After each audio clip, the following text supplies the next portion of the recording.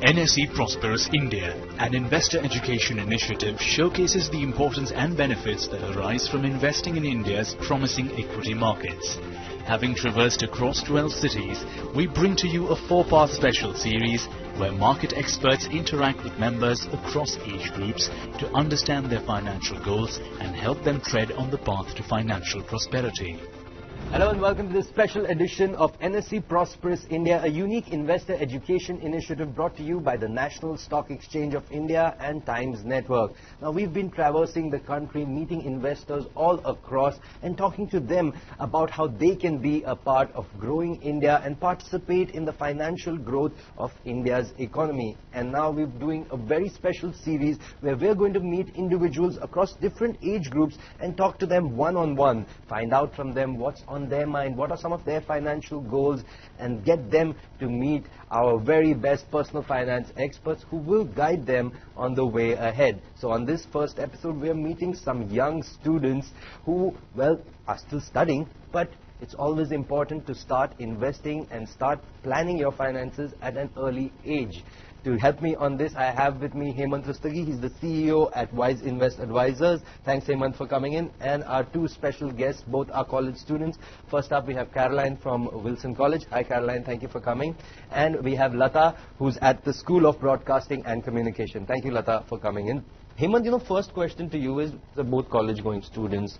They're in their early 20s. Why do we need to talk to them about finance, planning, investments, savings? No, I think you're absolutely right, Sumit. I think this is what everyone thinks. So I think there are certain important aspects that we all need to understand. When we talk about money, money is something you learn to earn and also learn how to invest. So in the process, what happens in the family? We are told right from the childhood that you should be buying real estate, you should be buying gold, and don't buy anything else or go into fixed deposits. So I think there are a lot of things that we carry with us. So I think this is the right stage to maybe you should buy gold and don't buy anything else or go into fixed deposits. So I think there are a lot of things that we carry with us. So I think this is the right stage to maybe unlearn some of it and learn new things. Yeah, you're right, totally right on that, because it's really important to get into a discipline. What's your advice? Like, what would be the first step that you would advise someone when they want to start off on the financial journey? I think there are two important aspects that everyone needs to look at, especially at the early stage of life. One is to start saving. Yeah. Okay, so I think that brings in some discipline. That if I'm earning X amount, 30% of that I'm going to be saving and 70% I can spend. So the important thing is, many a times the youngsters think that if I need to save at this stage, what is this? I've worked so hard, I've come to this stage, just now started earning. Why is somebody asking me to start investing? The best thing is, if you save, let's say 20-30% of your income, you still have 70% to enjoy your life. So I don't think you need to really worry about whether you can enjoy or not. You can enjoy, and once you get into the discipline of saving, then the next process of investment begins. And that's the difference that every youngster needs to understand at that stage. Many a times we think I've put the money in the bank, so I've become an investor. You have not become an investor, you just become a saver.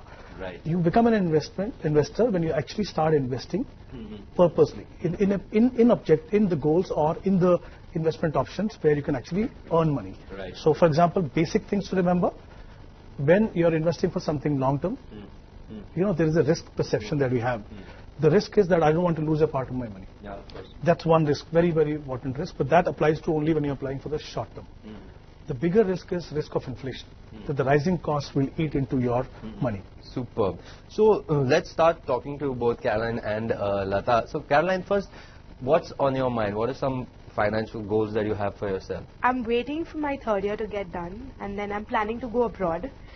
So my parents, luckily, are there to support me financially.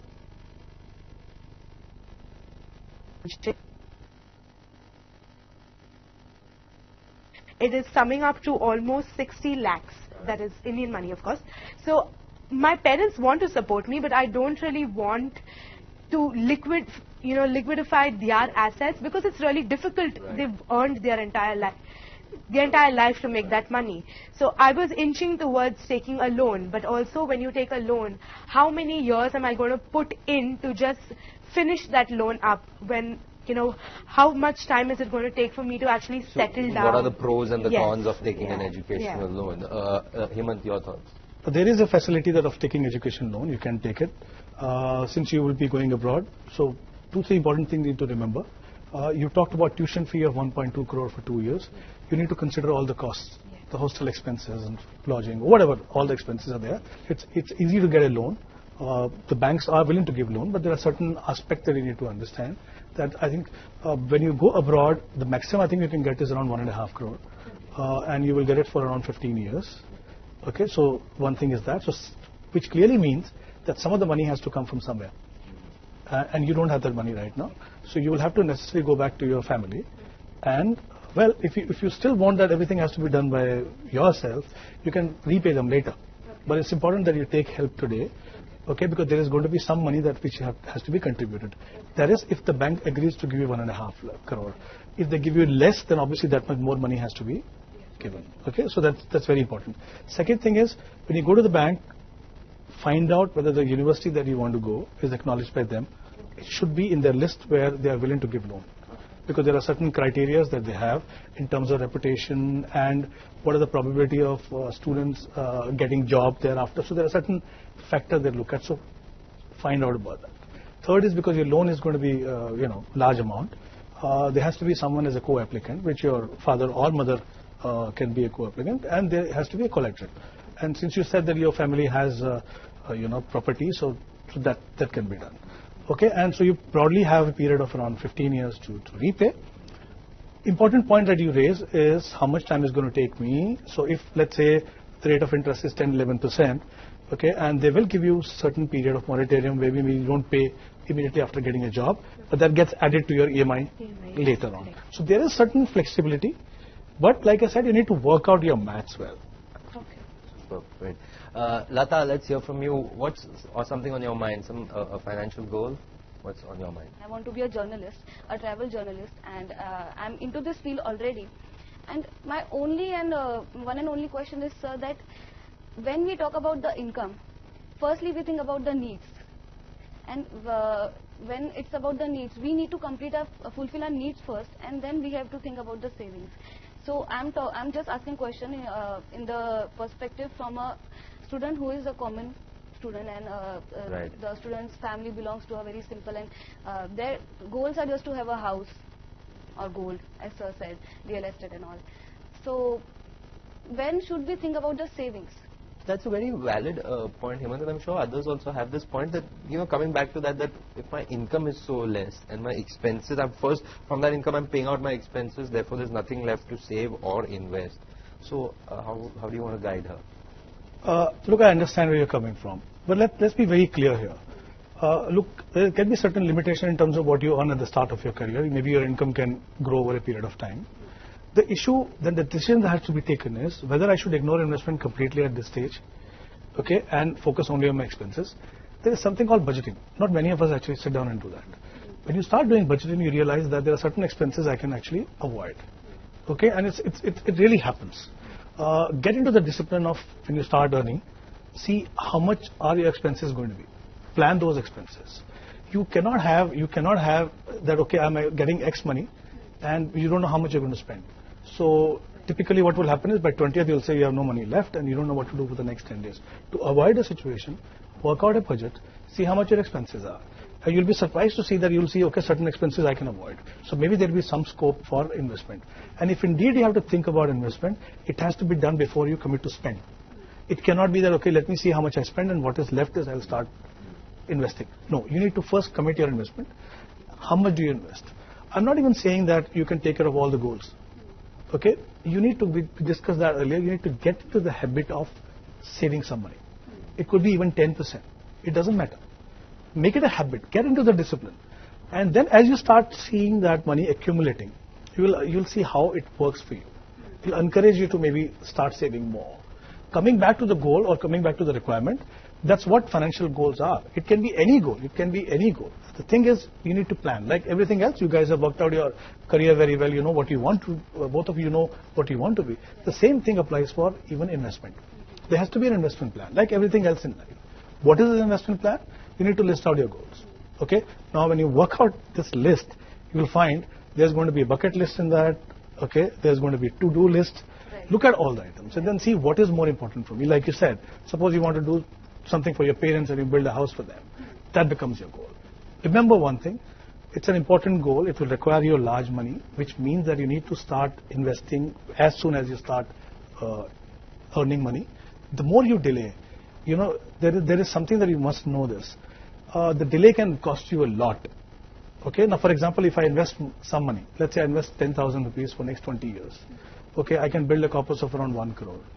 I delay that by 10 years, I would like to invest 30,000 rupees to get there. So every 10-year delay is going to cost you, have to invest 3 times more. So please understand that don't delay that. Whatever money, and there are options today.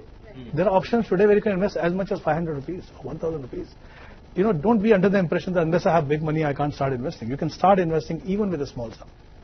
Get into the habit, list out your goals, get your priorities right, find out how much that house will cost you, okay, and work backward and see how much money you need to invest. There may be a gap. It doesn't matter. Start investing as soon as you earn.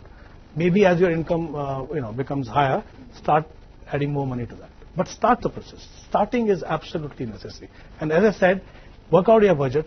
You will be surprised to see that there will be a scope to invest as well as to spend. Okay, as far as I have known the students of my age, they firstly think about the savings, but I am for the first time hearing about the investment which we have to do when we earn. So what kind of investment are you talking about? Just tell me. See, like I said earlier, yeah. Saving is putting money in the bank. Okay, the bank will give me 6-7% interest on putting FD, right? In India, the long-term inflation is around 7%. So you know what happens there? I talked about risk. The risk of losing capital and the risk of inflation, which means that your money is lying in the bank. It's growing in numbers because every year is adding 6% or 7%, but the inflation is taking away all of that. Plus the interest that you get is taxable. So at the end of the day, you actually see the value of your money going down, not going up. That's the difference. So you begin with saving. Maybe you put your money in the bank, but look for options. Okay, as far as options are concerned, mutual funds. Have you heard about mutual funds? Mutual funds are a great investment vehicle. Okay, they're not a product by themselves, they're actually an investment vehicle. They allow you to invest in different markets. Now, what are the markets we're talking about? We're talking about debt market, we're talking about equity market. The perception that we have for equity market is always very risky, so I don't want to go anywhere near. But if you want to build wealth, equity market is something that will help you. And the reason why you need to start investing early, because you need to understand how equity works. There's going to be up and down. You need to be comfortable with that. And that risk you can take with a smaller sum of money that you have. Once you understand the nuances, when you have serious money at some stage in your life, you are much more confident about doing it. So look beyond gold, look beyond fixed deposit, look at market-linked products offered by mutual funds. Okay, look at mix of equity and debt, build your portfolio, understand how market-linked products are working, and then because that is what will help you beat inflation. So for example, if you put money in an equity fund for next 10-15 years, let's say your goal is to build a house after 10 years, let's say, the FD is not going to get you there. Okay, so your money has to grow at a higher rate than inflation, which is what an equity fund can do for you. But equity is going to test your patience and perseverance. Okay, how do you learn that? You learn when you start investing. You can't be sitting outside and learning something. You need to be in it to understand how it is. So it's important, irrespective of whatever money you have, start the process.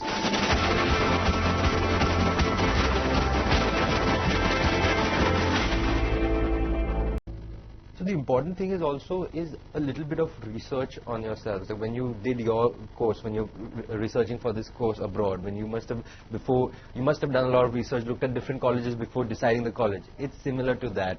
It's just about educating yourself to learn about it.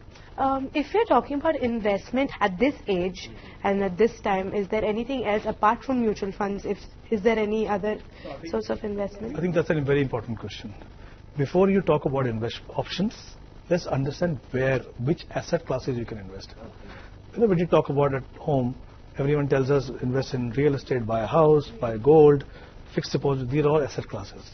Okay, so you have physical assets, you have financial assets. First, we need to understand the concept of asset allocation. Okay, so that means where your money should be invested. Okay, now for example, we talked about if you want to build a corpus over a longer period. Okay, one of the options that we have is, okay, let me do one thing, let me buy a real estate. I will build an asset and also start earning because I'll rent it out. Okay, but do you know that rental yield is only 3 or 4%? And if your house is not appreciating, are you doing justice to your money or not doing justice to your money? So first thing you need to look at financial assets. When you look at financial assets, let's say they're debt and equity. In the debt, you also have fixed deposit, and you also have debt instruments like non-convertible debentures, you must have heard, bonds, and the debt funds or mutual funds. So mutual fund is not the only option, there are other options. The reason why I said mutual fund is because you have professional fund managers managing your money. One, important thing. Second thing is they diversify your investment. Now, for example, if you are investing, let's say, 1,000 rupees in an equity fund, your money is being invested into 30, 40 stocks. Imagine if you are doing yourself, investing in the stock yourself. Can you build that kind of portfolio? You can't. So you get diversification. The money gets diversified across different sectors. You have full-time professional managing your money. That's the reason why I recommended that you should be looking at mutual funds. You have a lot of flexibility. There is tax efficiency in that. For example, if you invest in equity, if you sell with your stocks within 1 year, you end up paying 15% tax. Whereas when you invest in the mutual fund, the fund manager can make changes. You're not doing anything, you're not paying any tax on that. Right? You pay tax only when you withdraw the money. So I think these are aspects that you need to look at. Lata, coming back to you, anything, what else is on your mind? The question is not from my own perspective. I'm asking from a common man, a perspective of a common man. For example, my father, he has a saving account in some bank, and he earns, like, suppose he earns 20 to 30,000 a month, and he only thinks about the savings. For example, saving in gold, investing in gold, and that's it. Right. As far as I have known, that's it. Right. Gold is the only thing, because they are uneducated, right? So if you want to tell the common people about it, if you want to invest in something, we have money, but how to use it? Right now I don't earn, I can't ask this question, but from their perspective, I think I should. The reason why people are investing in saving bank is one, they may not be financially aware of what are the other options. The second is their perception of risk. Okay, it's like my hard-earned money. I should not lose that. The bank is supposed to be the safest place. I go and put my money there. We forget one thing, the saving bank is giving me only 4%. And I did mention about inflation. So if the costs are going up by 7%, okay, so you see what is happening? Your 1 lakh after a year is becoming 1,04,000. And anything that you wanted to buy for that 1 lakh 1 year ago, now it will cost you 1,07,000. See what has happened? Your money has grown in numbers, but the value of your money has gone down. So I think this is something that needs to be explained to anyone who refuses to look beyond blank deposit, that there is something called inflation, which is a far bigger risk. And I haven't seen anyone, I mean, if you invest in a disciplined manner, even in the markets or through mutual fund and equity funds over a longer period, that you lose money. In fact, the returns are much, much better. So I think we need to understand how you perceive the risk, okay, and what the reality is. There is a gap in that. And I think once people understand that I need to beat inflation, they start looking beyond fixed deposit. Hemant, we're just about running out of time, but before we let them go, before I let you go, 3-4 pointers that they should remember to get on the right path for a financially secure future. One, I would say that, don't think that it's too early to start thinking about investing or whatever, right? As I mentioned to you earlier, as soon as you start earning, thinking about saving and investment. Focus on your risk management. Do not ignore that aspect. It's very, very important. 3, look beyond your comfort level of investing in gold and traditional options. And like I said at the beginning, there are certain things we need to unlearn. Okay, because in the family we learn certain things, and we need to understand today the world of finance is very different, and today the requirements are very different. Our lifestyles are very, very different, right? So we need to understand that what is best for me. So thank you so much, Lata. Thank you so much, Caroline, for coming in. And thank you so much, Hemant, for taking our time and coming here. Thank you so much for watching. You've been watching Nse Prosperous India, a very special investor education initiative by the National Stock Exchange of India and Times Network. Thank you so much. We'll see you next time. I always thought that, the moment you get your money in, you're supposed to put it in a fixed deposit, and that was the way to go. But I figured the guest actually made a lot of sense by saying that it's not really advisable to go in for fixed deposits, and mutual funds and investments are quite more feasible than considered fixed deposits. And also also to get into the discipline of, actually trying to start saving. During this session, thus Hemant sir, who's an expert of this financial matters, he has asked us to focus more on investment, and it's very important in this era of time, as the needs and the expenses are getting higher, and the inflation is going up. So I think investments, as sir said, and I think each and every student should learn about it, that investment is much more important than savings.